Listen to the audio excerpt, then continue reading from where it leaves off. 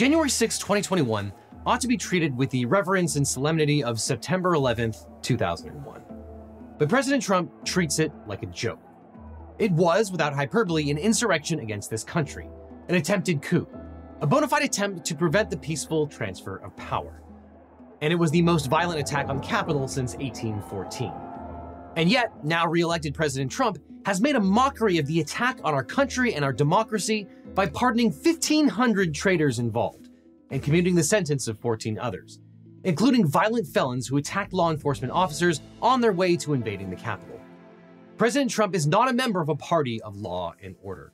If you committed violence on that day, obviously you shouldn't be pardoned. But the president does not like people that abuse police officers either.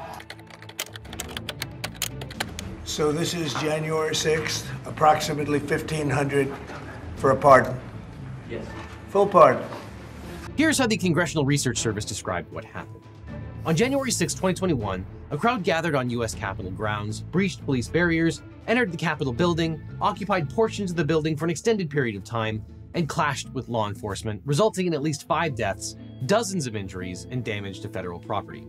Multiple participants in the unrest allegedly carried firearms and used flagpoles and other objects as weapons, and explosive devices were discovered on or near the Capitol complex. Members of Congress and the Vice President, who were in the process of fulfilling their constitutional duty of counting the 2020 presidential election electoral votes, were forced to evacuate in response to the unrest. And now, because of his re-election and recent decisions by the Supreme Court, we will likely never know the extent to which President Trump would have been found criminally guilty for his part in trying to subvert democracy on that day. Now, for a time, even Republicans recognized the horror that Donald Trump had brought.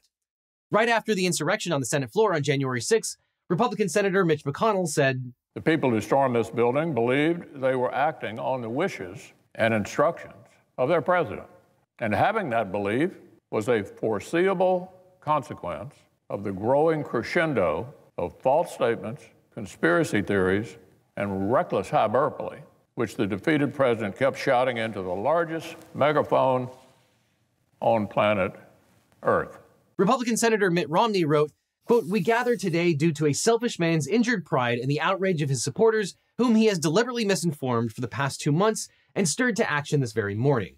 What happened here today was an insurrection incited by the President of the United States." Republican Senator Richard Burr from North Carolina said, quote, "The president bears responsibility for today's events by promoting the unfounded conspiracy theories that have led to this point."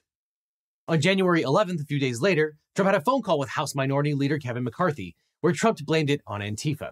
Kevin McCarthy said, quote, "It's not Antifa, it's MAGA. I know, I was there." A few days after that, on January 19th, Mitch McConnell on the Senate floor said, quote, "The mob was fed lies. They were provoked by the president and other powerful people." He then voted yes for a second impeachment. But now, of course, according to President Trump, the insurrectionist traitors were perfectly innocent, and it was the police officers who protected members of Congress that were the real bad guys. Yes, Trump and his allies have actually vowed retribution against Officer Mike Fanone and the other officers who testified before the January 6th committee. In a statement accepting a preemptive pardon from then-President Biden, Officer Fanone noted that, quote, "Now we live in a country where the president can weaponize every institution to destroy American lives, and he can do it with impunity because the Supreme Court has designated him a king and not a president. This is a different kind of American exceptionalism. It's exceptionally fucked up."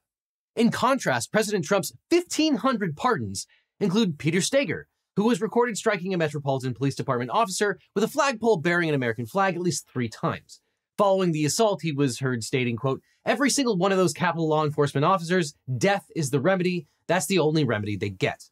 In July of 2023, Steger was sentenced to over 4 years in prison after pleading guilty to assaulting police with a dangerous weapon. Pardoned. Joseph Padilla, who threw a flagpole at a police officer's head during the riot making contact. Prior to the event, he had expressed intentions on social media to, quote, "take over the Capitol building." In September 2023, Padilla was sentenced to more than 6 years in prison after being convicted of assault with a dangerous weapon and other charges. Pardoned. Michael Perkins, who assaulted multiple U.S. Capitol police officers by striking them in the head with a flagpole. In August of 2023, Perkins was sentenced to 4 years in prison after being found guilty of assaulting a federal officer with a dangerous or deadly weapon and other offenses. In total, 140 police officers were injured on January 6th. And on top of those pardons, Enrique Tarrio, the former leader of the Proud Boys, was pardoned despite being sentenced to 22 years in federal prison after he was convicted of seditious conspiracy. And Stuart Rhodes, founder of the far-right militia group Oath Keepers, received a commutation despite being sentenced to 18 years in prison for seditious conspiracy. These pardons are disgusting. I simply cannot think of another word. Legally, there is nothing to be done. The president's pardon power is essentially absolute and unreviewable. I'm making this video for future historians who will probably treat January 6th as a minor footnote rather than the monumental, paradigm-shifting event that it should have been. But I won't blame them because many in this country simply decided to shrug it off. It could have been the impetus to punish the guilty, those inside and outside the White House. But both politicians and voters failed the test. My only hope is that other Americans recognize the travesty of justice that President Trump just visited upon them, and that they remember next time they vote and pick up a history book.